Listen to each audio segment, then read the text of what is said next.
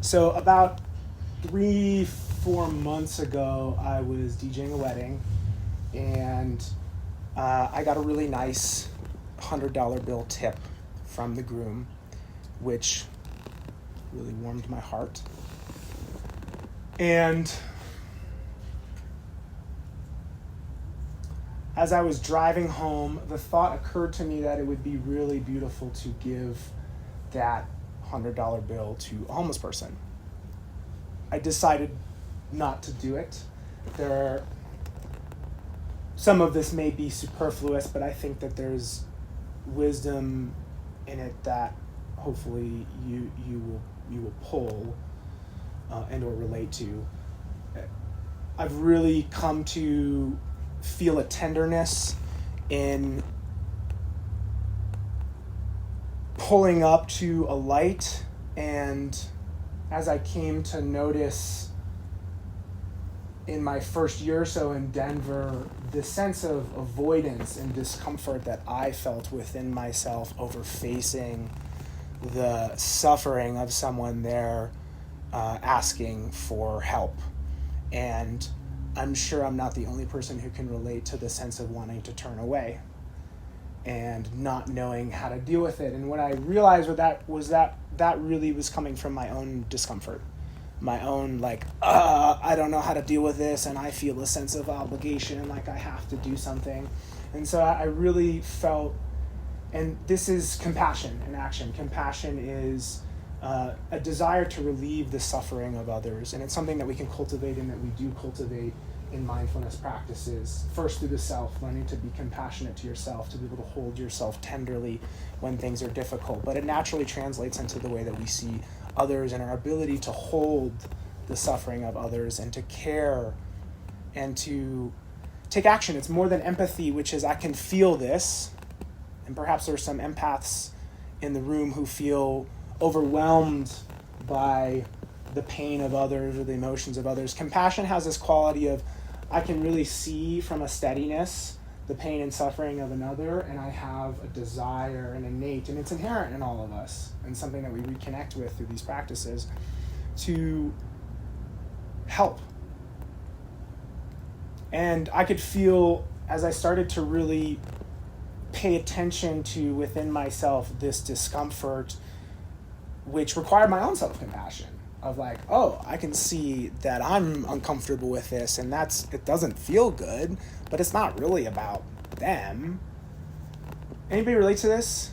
You relate, and you see someone in pain, and it's sad and it's uncomfortable, and we're dealing with our own shit, and it's like, how am I supposed to help this person when I'm not even, I'm trying to fucking get through. And I've come over the past couple of years a really long way with finding a space that feels really equanimous. So this is a heart quality that we talk about and practice and cultivate in Buddhist and mindfulness traditions, which is like a centeredness, a groundedness of heart. So it's not like I'm going to go in and be fucking Mother Teresa. I have my own things that I need to handle and care for myself, but how can I give back in a small way? And so I really just made it a practice to turn towards homeless people when I would see them on the street. And I found it a really simple practice to just order a 30-pack, a 60-pack of hand warmers, just as a little offering to say, hey, I see you and I hope that this helps and I love you and I wish you the best. Because that's what they need more than anything. They just need a little care and they want to be seen. And when you turn away, that's the disconnection that, I'm talking about in the beginning. And there's no shame to that. We're overwhelmed. We're all trying to figure out how to deal with our own shit. And we come up face to face with some really serious suffering, and we're suffering, and we're like, I don't know how to deal with this. And so step one is, really finding that within yourself, which is, needing nourishment and compassion, and then creating space from which you can turn towards. And in such a simple way has been such a gift, not just for these people, but for me to be able to pull up to a light, and instead of feeling fear and disconnection and wanting to turn away and constriction, I can say, hey, here's this. I love you. I see you. and I wish you the best. And the fucking smile on their faces it's such a beautiful moment. And so this has been a practice for me over the past couple of years. And so I was driving home from this $100 bill, and I was like, I should give this to a homeless person. Simultaneously, I won't go super into this. There's money, belief, abundance work that I'm doing, and I'm like, you know what? Actually, no, I should receive this. I'm gonna hold on to this. So I decided not to just kind of compulsively give it away because I'm afraid of receiving. I drove home. It was probably like 11:30, 12. And I got home and I parked on my quiet street in Golden, and I got out of my car and I just went for a walk. I love to walk in my neighborhood. It's a beautiful, quiet, dark street, and I took a couple laps. And when I got back to my car, I saw this person walking in the middle of the street, and they had what looked like a cape on, and they were kind of walking half like across the street, like diagonally. And I look in my car, and my backpack is gone. And I realized that I had left my car unlocked. And in my backpack is my laptop. I thought at the time was my phone. My wallet was in there. I mean, the financial, I'm sure you can relate to, it's not just the financial loss that comes with losing something like that. It's the emotional loss of all the writing and the things that are on there that would be gone, that since then I've backed up. So there was an immediate reaction of like, oh, fuck. And I immediately intuitively knew that person walking up the street, and it's the middle of the night, there's one person there. I was like, that person has my backpack. And I just had this sense of like, underneath that cape thing was a hump. I was like, that's my backpack. And my heart starts beating. And I'm like, I'm in action mode. And I'm going and I'm following. And they're a few blocks ahead of me. And I'm scared right now. And I'm thinking, and after a few paces, I realize like, okay, if I come up the middle of the street, they're going to see me and then they're going to run. So I kind of move myself to the sidewalk, and I start, kind of creeping, but I'm moving quickly. My heart is racing. I'm afraid. And this person's kind of like swinging erratically in and out of houses and into the street. And as I move closer and closer, I start to, I'm scared. I'm like, I'm going to confront this person. This person has my backpack. I'm fucking angry. I'm also reactive. I'm kind of, there's this mix of fear, of adrenaline, of let's fucking go. I'm not going to let my shit get stolen. Like courage. And as I'm moving, I have time and space to be able to realize, like, if I confront this person, they could have a weapon. They could attack me. They could be unstable. They could run. So as I'm getting to the end of the block and starting to catch up to them, they turn the corner, and it just dawns on me, I'm like, the $100 bill is my leverage. I'm going to offer them the $100 bill. Instead of being confrontational about it and taking a risk that I don't want to take, I'm going to offer something that I can give. And so I turn the corner, and I see them dip into a dark front yard and home porch, and I kind of swing myself wide into the street, and I have no idea who I'm getting involved with, and I just say, if you give me my backpack, I will give you a $100 bill. And this man comes out, and he just immediately takes the backpack off. He takes his blanket off his back. He's like, is that really? He's like, I will, here, take it. Like, I'm so sorry. I didn't know what I was doing. I was scared. I'm home, like, I'm hurt. And he gives me my backpack. And he's just like this kind of rattled, scatty man. He's like, I'm scared, man. Like, I don't know. I don't want to hurt people. He's like, feel my heart. And I put my hand on his heart, and his heart is beating as fast as mine was. And he's like, take the backpack.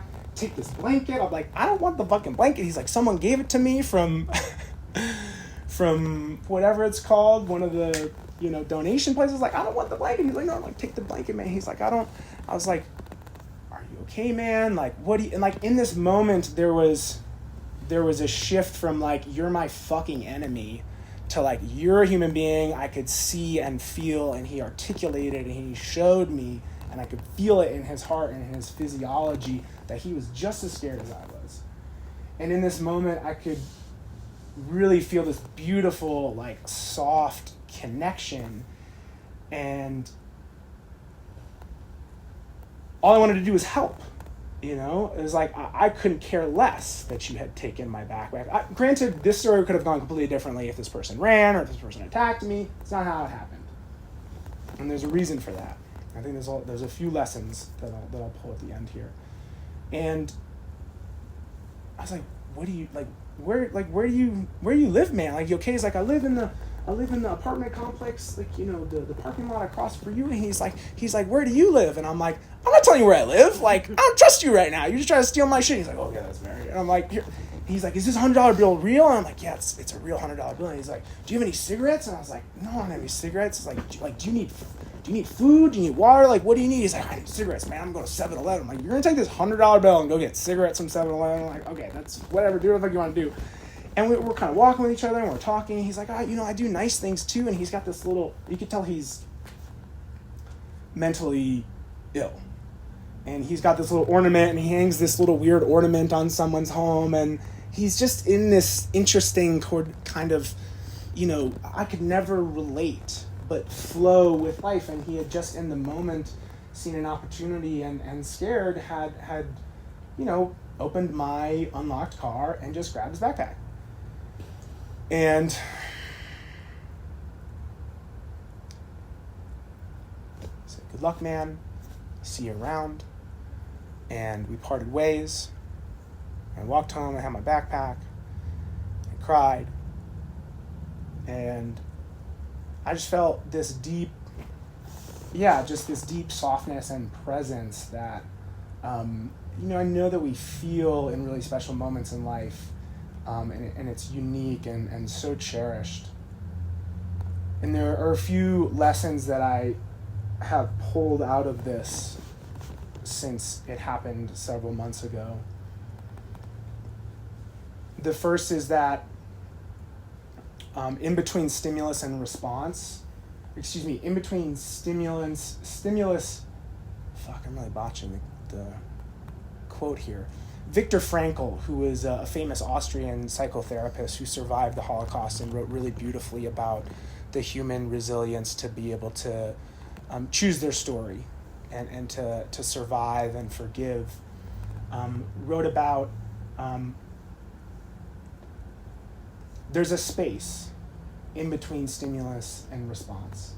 And when we cultivate mindfulness, we're slowing down so that instead of reacting, which I was when I started racing up that street, I was afraid. I had enough time and space. I had several blocks to gather myself, to gather a strategy that was less confrontational and reactive, and which might cause harm to not just myself, but to him. And I'm really grateful for that space so that I could respond instead of react, because we're mostly going through daily lives reacting from our really ingenious, intelligent, primitive wiring, but which is now outdated and ready to be sort of trained and transcended. And that's what we're doing here, is learning how can I notice the ways in which I react to life habitually, from fear, from scarcity, from lack, from disconnection, from the illusion of separation, from he's the enemy and I'm gonna go fucking get him and how dare he, to, okay, how do I turn into an offer of generosity? I don't give a shit about this $100. The universe was like, separate from mindfulness, the universe perhaps was like, yeah, you should give that away. You should give that to someone who needs it more than you. So when we slow down and we create space, and meditation is one way to do it, but there's infinite ways to do it, we just create so much more room for heart-centered choices to arise, from more empowered, conscious, creative choices to arrive. And we get much better outcomes that way, inarguably. You know, when we're moving fast, we feel the pain of that. Secondly, forgiveness is free.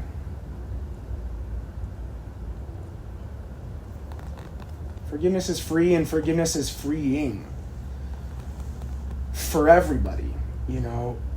And again, I know that the story could have gone differently, and he could have ran away with my backpack, and it would have been a whole different set of lessons, perhaps. But it happened the way that it happened, and it really was a visceral experience of the way in which, you know, we only pain ourselves by holding resentment. We only pain each other by holding resentment.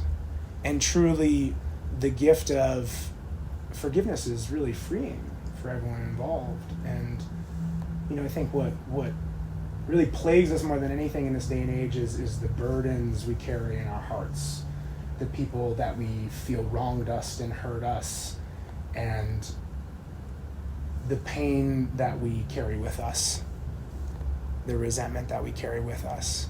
And we suffer a lot because of it. And it's by no means a process that happens.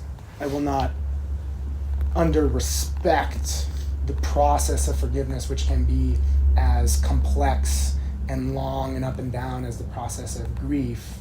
And it certainly doesn't happen as simply as it did in this scenario, although I think the backdrop and the background of what I had worked towards to be able to get to this moment really informed that. Truly, it is something worth aspiring to and cultivating and practicing, so that I could walk away freely and more open, and so that he could walk away freely and more open.